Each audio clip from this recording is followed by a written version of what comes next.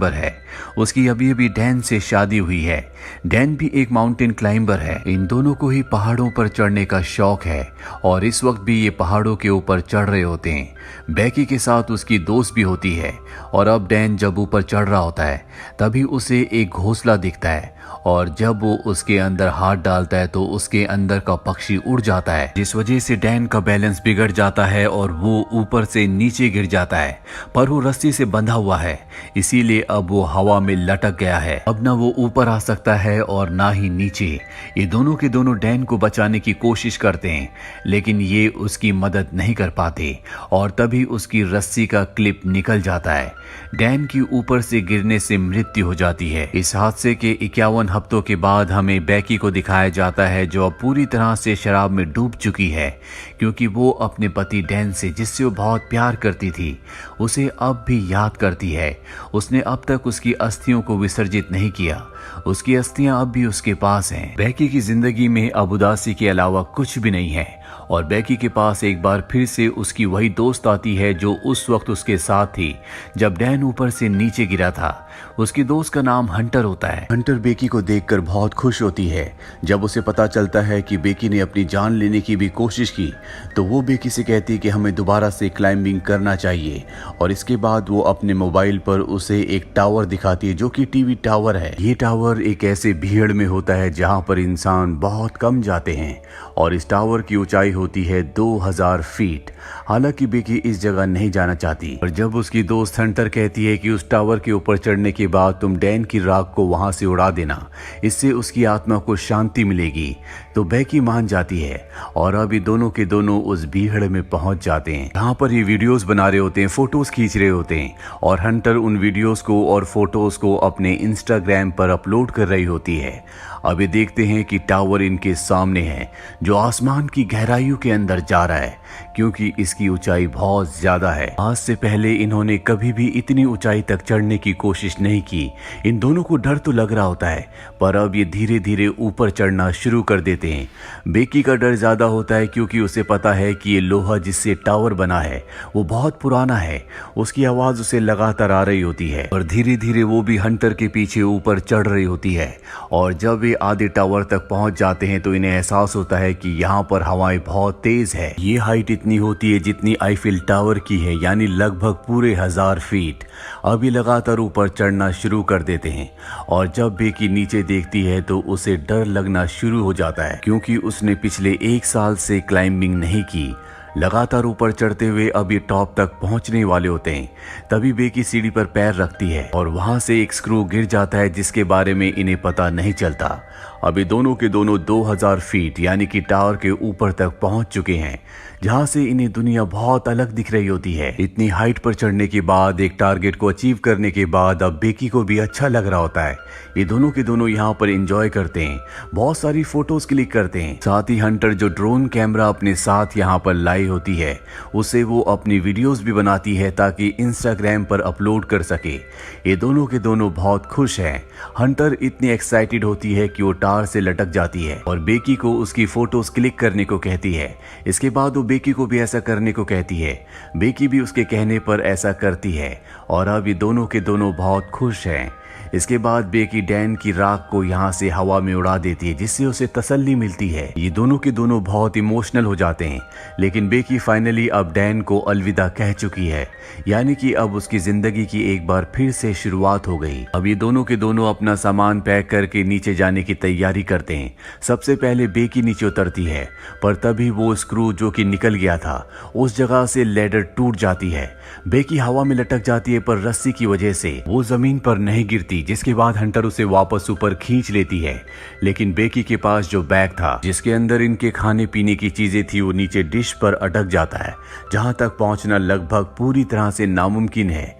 ये अपने मोबाइल्स को भी चेक करते हैं लेकिन यहाँ पर इतनी ऊंचाई पर कवरेज नहीं होता, यानी कि ये दोनों के दोनों अब 2000 फीट की ऊंचाई पर फंस चुके हैं। यहाँ दूर दूर तक कोई भी नहीं होता, अगर कोई हुआ भी तो इतनी ऊंचाई से इनकी आवाज नहीं सुन सकता। यहीं टावर के ऊपर एक बॉक्स होता है जिसके अंदर एक फ्लेयर गन और एक दूरबीन होती है और दिन में फ्लेयर गन का इस्तेमाल करने का कोई भी मतलब नहीं है क्योंकि फ्लेयर गन को दिन में कोई नहीं देखेगा। अभी दूरबीन से देखते हैं तो सामने इन्हें एक गाड़ी दिखती है।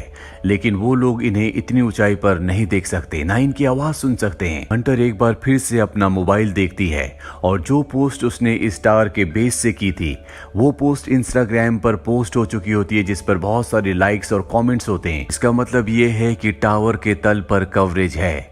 और अब हंटर अपने मोबाइल पे मदद के लिए एक मैसेज को रिकॉर्ड करती है और इंस्टाग्राम पर उसे पोस्ट कर देती है।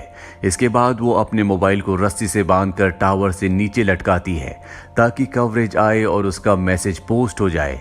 लेकिन बहुत देर तक वेट करने के बाद भी ऐसा नहीं होता और अब हंटर अपने मोबाइल को अपने सॉक्स के अंदर रखती है, उसके बाद शू के अंदर रखती है और ऊपर से नीचे फेंक देती है ताकि नीचे गिरने के बाद उसका मैसेज चला जाए और इनकी मदद के लिए कोई आए। फोन शूज और सॉक्स के अंदर रखने की वजह से नहीं टूटा होता और कुछ ही देर बाद ये ऊपर दूरबीन से देखते हैं जहां इन्हें नीचे एक आदमी दिखता है जो फोन पर बात कर रहा होता है।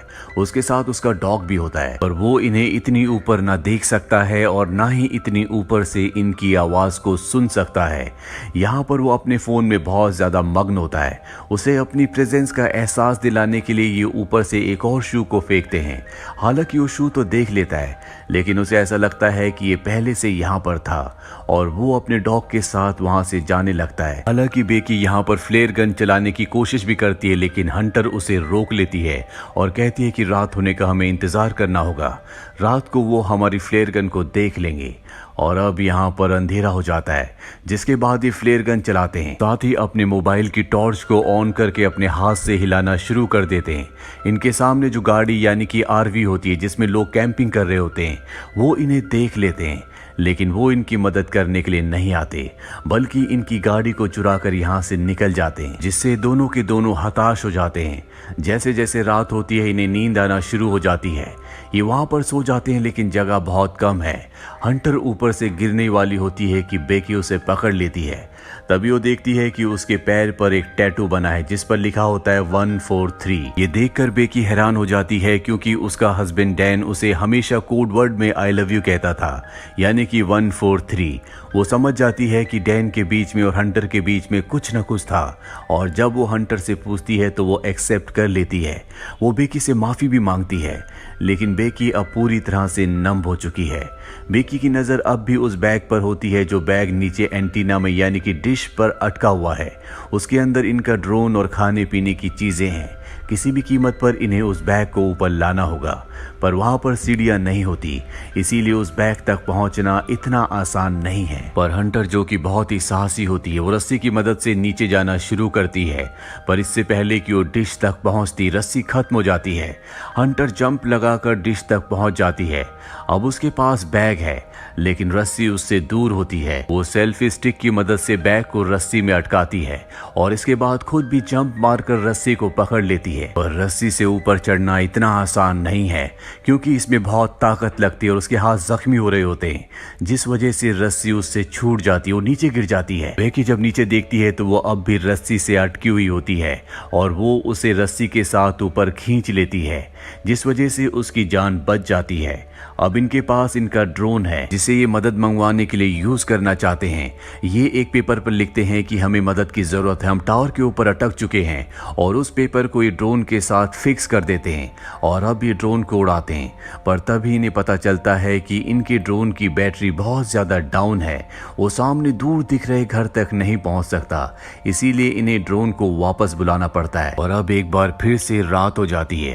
रात को जब बेकी सोती है तो ऊपर देखती है कि टावर के टॉप पर एक लाइट जल रही है, यानी कि वहां पर करंट है। वो बड़ी मुश्किल से ऊपर चढ़ती है और ड्रोन के चार्जर से उसे चार्ज करना शुरू करती है। जब तक ड्रोन चार्ज नहीं होता उसे वहीं पर लटका रहना पड़ता है। ड्रोन जब पूरी तरह से चार्ज हो जाता है तो बेकी नीचे उतर जाती है, जिसके बाद ये ड्रोन पर उसी चिट को लगाते हैं जिस पर इन्होंने लिखा होता है कि इन्हें मदद की जरूरत है, और इसे उस घर की तरफ भेजते हैं जो सामने दिख रहा होता है। पर इससे पहले कि वो घर तक पहुंचता वो एक गाड़ी से टकरा जाता है, जिससे इनकी आखिरी उम्मीद भी टूट जाती है और अब इन्हें कोई उम्मीद नहीं है कि कोई इनकी मदद के लिए यहाँ पर आएगा। बेकी की हालत बहुत ज्यादा खराब हो चुकी है। वो हंटर से कहती है कि तुम मुझे अपना शू दो, मैं एक बार फिर से मोबाइल पर मैसेज करके अपने डैड को सेंड करती हूँ। अगर हम उसे नीचे फेंकेंगे तो हो सकता है कि कवरेज आ जाए और मेरे डैड को हमारा मैसेज मिल जाए, वो हमारी मदद के लिए यहाँ पर आ सकते हैं। लेकिन हंटर उसे मना कर देती है और तभी उसे एहसास होता है कि उसके साथ हंटर है ही नहीं, वो अकेली है। दरअसल जब हंटर नीचे बैग लेने के लिए गई थी तो सच में ऊपर आते हुए उससे रस्सी छूट गई थी, जिससे उसकी मृत्यु हो गई थी और अब भी उसकी बॉडी डिश के ऊपर होती है। दरअसल बेकी सिर्फ यहाँ पर हेल्यूसिनेट कर रही होती है, पर अब उसे सच्चाई का पता चल चुका है कि वो इस स्टार के ऊपर अकेली है और उसकी जीने की उम्मीदें पूरी तरह से खत्म हो चुकी है। वो मरने से पहले अपने पिता के लिए आखिरी मैसेज रिकॉर्ड करती है, लेकिन वो यहाँ से डिलीवर नहीं हो सकता क्योंकि यहाँ पर कवरेज नहीं है। वो वहीं पर सो जाती है और सुबह जब उसकी नींद खुलती है तो वो देखती है कि वहां पर एक वल्चर उसके घाव को खा रहा है। वो उसे पकड़कर मार देती है। इसका मतलब ये है कि अब उसके पास भोजन भी है, जिसे खाने के बाद उसके अंदर ताकत आती है और वो तय करती है कि अब वो नीचे डिश तक रस्सी के सहारे जाएगी, जहाँ पर उसकी दोस्त हंटर की बॉडी है। बड़ी मुश्किल से वो रस्सी से नीचे उतरती है और हंटर की बॉडी तक यानी कि डिश तक पहुंच जाती है, जिसके बाद वो हंटर के शू के अंदर अपने मोबाइल को रखती है और उसे हंटर की बॉडी के साथ फिक्स कर देती है। वो हंटर को सॉरी कहती है और इसके बाद वो हंटर की बॉडी को शू के साथ नीचे फेंक देती है ताकि सेलफोन डिस्ट्रॉय ना हो। दरअसल पिछली बार जब इन्होंने शू के साथ सेलफोन को नीचे फेंका था तो वो डिस्ट्रॉय हो गया था, जिस वजह से इनका मैसेज कभी डिलीवर हुआ ही नहीं। और अब जबकि उसने बॉडी के साथ शू के अंदर मोबाइल को डालकर नीचे फेंका है तो वो पूरी तरह से सुरक्षित रहेगा। दरअसल टार के ऊपर कवरेज ना आने का ये भी कारण होता है कि यहाँ पर इसके अपने इतने सिग्नल होते हैं कि वो दूसरे सभी प्रकार के सिग्नल्स को ब्लॉक कर रहा होता है। एक बार फिर से रात हो जाती है और बेकी के फादर यहाँ पर आ जाते हैं। वो देखते हैं कि टार के आसपास भीड़ है और वहां पर बेकी की डेड बॉडी है जिसे पुलिस ले जा रही है। ये देखकर वो पूरी तरह से टूट जाते हैं क्योंकि वो अपनी बेटी से बहुत प्यार करते हैं। पर तभी वो देखते हैं कि पीछे बेकी खड़ी है जो पूरी तरह से ठीक है, उसके साथ डॉक्टर्स भी होते हैं। वो बेकी को अपने गले से लगा लेते हैं और इस तरह से बेकी की जान बच जाती है। तो ये थी पूरी कहानी फिल्म फॉल की। ये फिल्म ईयर 2022 में रिलीज हुई थी। IMDb पर इसकी रेटिंग है 6.4। उम्मीद करते हैं कि ये कहानी आपको पसंद आई होगी।